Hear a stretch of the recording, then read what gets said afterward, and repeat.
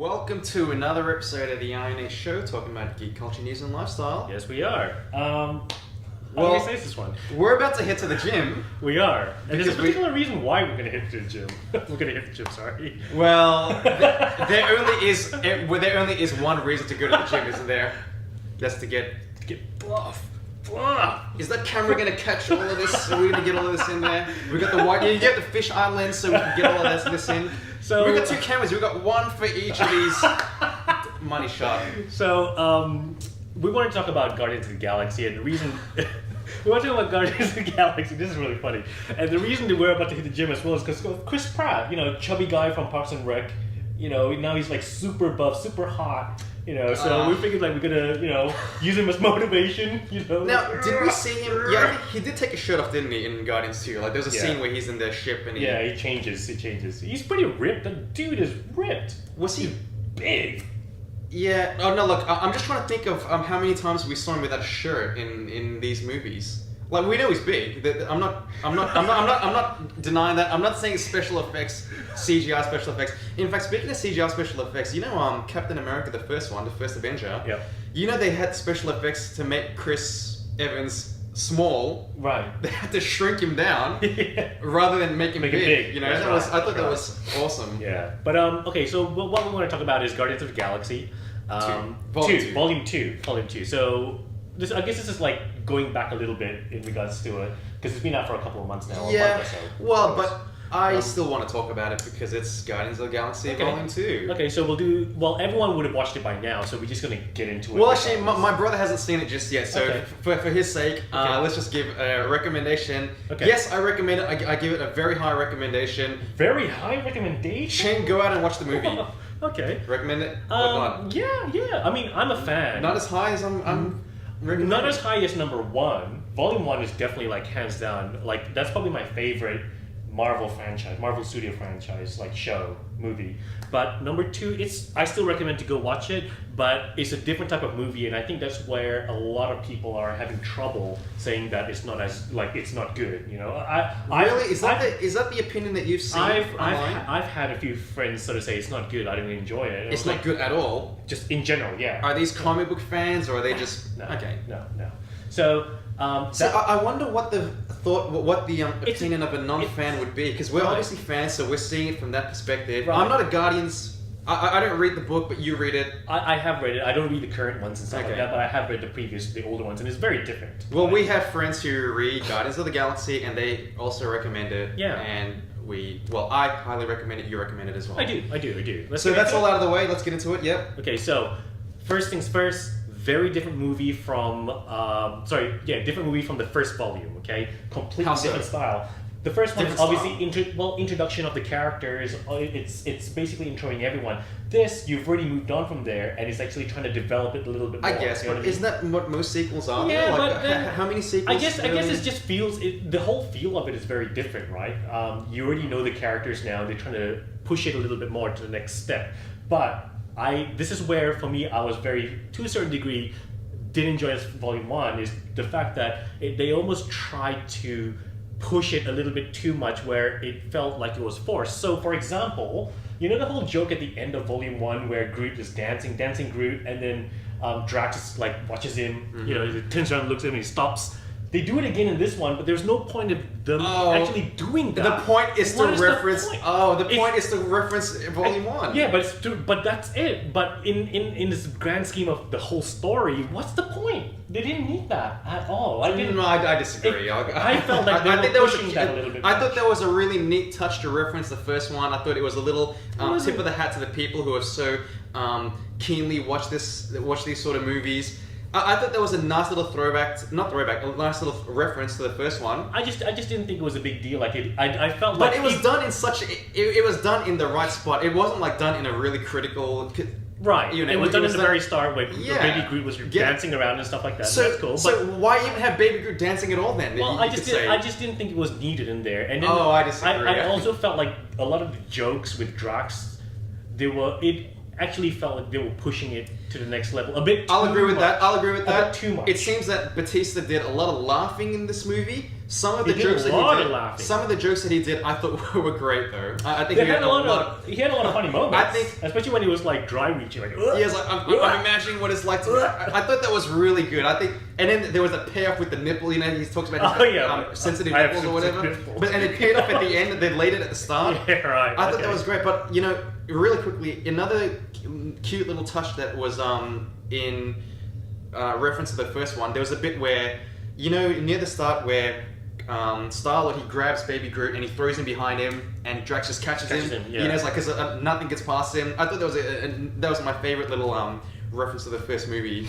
I mean, it was smart in the sense where they were referencing a lot from the first movie, but I felt that, for example, like him throwing it and Drax catching it, that's a subtle thing that you wouldn't even Well, it think was- twice yeah, it was about subtle, unless you it's really not thought really- about it. yeah. But the other one with the dancing Groot freezing part, that was a bit too obvious in your face. Do you I don't get know what I'm about saying? that. Well, that was entirely in your face. Yeah.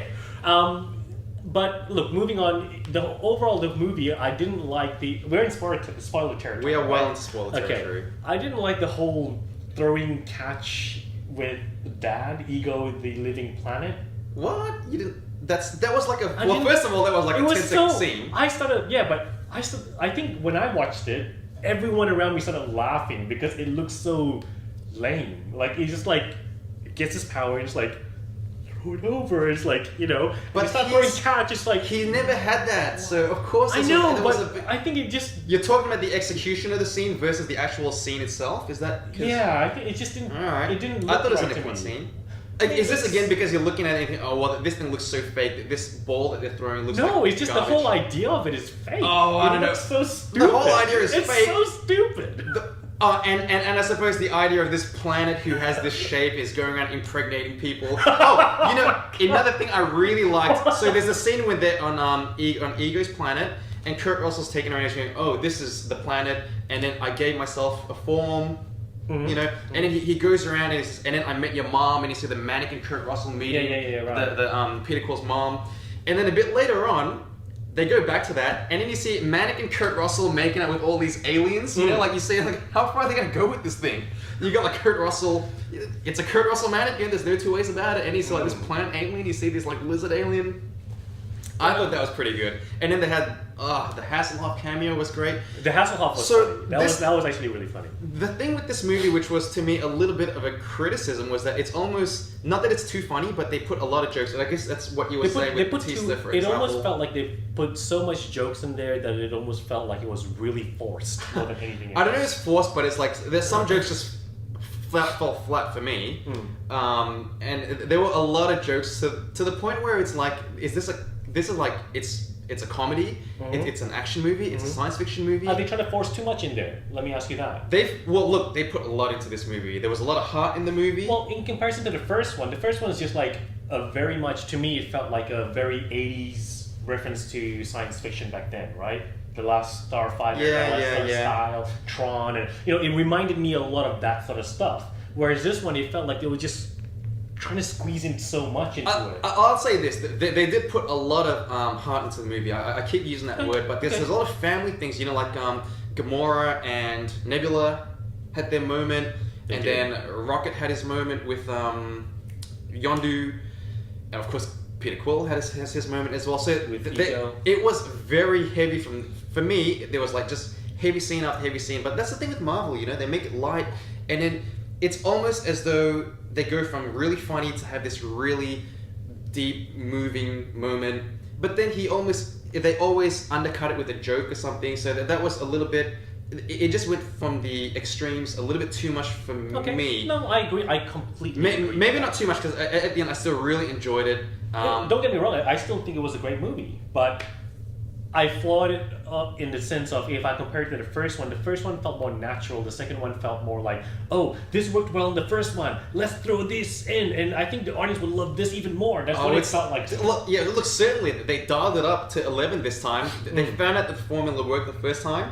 And They then they said, overdid it. let's just. You think they overdid it? I think they overdid it. I don't think they overdid it. Yeah, and fine. I mean, that's your opinion. I don't think they overdid it, but I think they generated enough goodwill, for me at least, that I was just whatever they wanted to do, just put it on screen and show it to me. Okay. And I agree, there was bits that were overdone. Like there was a scene where toward the end, Rocket and Yondu are hopping between whatever. I missed the technology that they spoke about. You know, they wanted to get to Ego. Oh, and it went through like 200 and whatever the thing was, or whatever it was, like the different. It's basically like like to me that was a little bit like it we're was still just, like, doing bouncing this. in between. And then all the their planets face and are stuff, distorting like that Snapchat filter that I always see people play with. You know? Oh my god! And then it's like, but it's like, wow, we're still doing this. Like it cuts away and they're like, all right, I get it. And then they do something on the planet, and then it cuts back to Yondu and Rocket, and they're just in the ship, and they're just yelling, and wow. To me, that was a little bit. So let me ask you, what did you think about the Yondu and Rocket relationship? Did you care about it? I cared a lot about Yondu. Yondu's arc to me was what is maybe one of the greatest things in any of the Marvel movies, like from Iron Man 1, in my opinion. Okay. Now granted, that's because the arc, it has a beginning and an ending. Spoiler alert. But yeah, I thought there was really powerful stuff. Did you like it? Did you have any... I like Yondu's character a lot in this one, but the whole thing about Rocket with him being the way he is because he's, the similar to They push away other people. They don't want to get too close to... That didn't really... It almost felt like between the first volume and the second volume, there's something that I must have missed there. Because his character wasn't entirely to that extent. Do you know what I mean? Yeah, and then all of a sudden, he's gone from that extreme of like being the smart ass. I don't think it was too big of a leap, though. I mean, I think it was still fairly... I felt that all of a sudden it's like, wait, what? He's just turned into an asshole? Is that Who? We're talking about Rocket? Rocket. We're talking about Rocket. Well, he was always a little bit of... He was always a little bit, but he wasn't... and Groot, and that was... Right, but he was always, like, a little bit like... And then now selfish, but not to that degree. Well, but he's like then the whole next level. In Guardians 2, when they've got a team and they're getting close to each other, he's realized I got to keep these guys. I got to keep Star-Lord and Gamora away. You know, I thought it wasn't too big of a stretch. Okay, that's fair. That's fair. I don't know. I just felt like it almost felt like there was a bit of a disconnection somewhere in between. That's just my Let us know whether you guys had this disconnection as well between Guardians 1 and Guardians 2. Soundtrack. Did you like the music in this one? I like the first one better than the second one. I do. But the second one is still great. Don't get me wrong. It's still great, but I still prefer the first one, I think. How about you? I mean, they're both very good. I think the first one probably caught me more off guard. Right. This one, I kind of expected, that they're going to go through some, nostalgic sort of songs. Yeah, I mean, the songs were used as more of a storyline device. Kurt Russell is telling you about, these, the lyrics. Yeah. And I thought it was great when it was like, is it Mary? Is that the name of Peter Quill's mom? Meredith, yeah. And it's like, Meredith, like she knew the words to every song on the radio. And I thought that was just such a... What a powerful grounding little statement that was. Whereas in the first one, the music was there just to give you perspective of Peter Quill. This one, the music it drove the story. Yeah, it did definitely. What did you think? I'm more familiar with the songs I think in Volume 2 than Volume 1. So, okay. Yeah. Well, what did you think of Ego being his father, opposed to in the comic books it was King Jason or Jason? Okay, well that I had no idea on. Well, first of all, I had very little idea of the storyline of this movie until I saw it, and I've seen every trailer beforehand. I'm usually quite critical of trailers because they give everything away. They do. This one I thought gave very little away. So were you like, wait, what? Well, I knew that Ego was going to be his father. Okay. Or at least, there was a line in one of the trailers where it's like, I'm your father, Peter. So, yes, there was that trailer when he comes out of his ship, right? Yeah. Like, so I thought that was fine, but did it bother you that it didn't follow what you knew? Well, mind you, the more recent Guardians that I read was that the King Jason was his father, opposed to Ego. Whether back in the late 80s when they actually wrote the Guardians, it might have been Ego. I'm not sure. I have to search that. Comments, please let us know. I'm sure Rod is probably like, you guys don't know, but he probably knows as well. But I always assumed that it was King Jason, right, who was a bit of a prick. But did you have any problems with Ego being the father? I guess look, to be honest with you, the idea of it initially when I read about it before watching the movie was a bit like, ooh, how are they going to pull this off? This is going to be weird. Well, because like the planet and the mum are somehow gonna. Yeah, right, exactly. Like, how do you do that, right? But then, they explain the way they explained well, it, they handled it really, really well. I'm not gonna lie, they handled it really well. They did. So I didn't have a problem with that. But I guess there was just a lot of parts in it which didn't. Like the action scene with at the very end. The actions were great, in my opinion. It was good, but it was. I don't know, man. Like putting Ego to sleep, and then all of a sudden they have like a bash. And I mean, there were parts in it that were really funny, which is like the Pac-Man part and stuff like that. Oh, and then again, another neat little detail. You had that waka. Yeah, you know, so like, this is just so. See, these Marvel guys. They're pretty smart. James Gunn. They know what they're doing, and again, they've just given him. Seemingly to me, they just told him, okay, you hit the first one out of the park. Yeah. You do what you want for the second one. And that was another thing. This movie was not really. It didn't have too much of a connection to or they didn't reference too much the other movies. You know, they didn't do the world building like many other Marvel movies have done, and that's been a criticism for quite a few of them. Okay. Which I thought was great. I almost expected to be more like the 5 post-credit scenes. Okay. Yep. I kind of expected one of them to be Thanos. Okay. I was expecting it to be Thanos because I thought it's a build-up towards Infinity War, but they didn't, which was it had very little to do with anything, right? Yeah. But obviously the Guardians are going to be in the Infinity War movie. Did they not actually say that in the movie? Didn't it say Guardians will return in Infinity War? I can't recall now. I honestly can't recall. But one thing that I just wanted to bring up, I do like a lot of the references that they had back to like the 90s, the 80s, all that sort of stuff, like Mary Poppins. That was really cool. I thought that, I thought it was great, and it referenced. Yeah, like he was coming down, and it was like. Is he cool? So like, yeah, like, Mary Poppins is cool. Yeah. That was cool. I like Lucas delivers like, I'm Mary Poppins, y'all. I mean, that was great, and that to me is. You would never see that in a DC movie. In fact, you'd probably never really see that in any sort of movie outside of a Marvel movie. But I think that's what the difference is. The fact that with Marvel, they're a little bit more lighthearted. You know what I mean? They can't joke around like that. Yeah, well... Whereas when DC does it, it just doesn't... It's like, the whole thing with DC is like, what's your superpowers? I'm rich. It's like, okay. Well, I'll say, that was... I think that's funny. You like it, right? That's awesome, the delivery. I don't know. But the Guardian, this movie had both... It had jokes that paid off. It had jokes that were delivered well. It was just... How many times have you seen this movie? I've only seen it once. Okay, I've only seen it once as well, but I do want to watch it again though, because sometimes with me, if I watch it a second time, I do enjoy it a lot more.